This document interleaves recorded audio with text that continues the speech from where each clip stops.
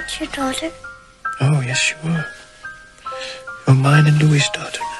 That was an 11-year-old Kirsten Dunst in the 1994 classic Interview with a Vampire, Interview with a Vampire, Interview with a Vampire, Interview with a Vampire, opposite Tom Cruise and Brad Pitt. No big deal. Lars von Trier's current film, Melancholia, opens in U.S. theaters this week. Melancholia is the name of a rogue planet that is on a collision course with Earth, and it's also the mood that underlies the film. It's a kind of disaster movie, but not the kind with heroic men scrambling to save the planet. Instead, Kirsten Dunst, who plays the lead, portrays a chronically depressed young woman with a deep sense of foreboding. I asked Dunst what drew her to the role.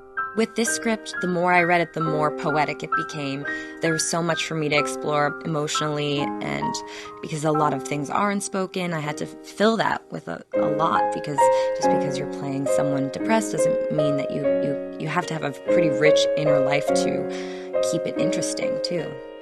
I want to talk a little bit about some of your other roles. And you made good calls. I mean, just to set it up for people, like Bring It On, which is the movie about, kind of battling cheerleaders. The reviews on that were always like, this is better than you would think. This is a great movie, and she's great. Crazy Beautiful, I remember seeing, was a great movie. I don't know, when was it that you got to really start selecting the roles? I selected all those roles. Really? Yeah. When you were a kid, too? I mean, when you were really young? Yeah. I mean, Interview with a Vampire, everyone auditioned for that. Interview with a Vampire, everyone auditioned for that. Interview with a Vampire, everyone auditioned for that. Interview with a Vampire, everyone auditioned for that.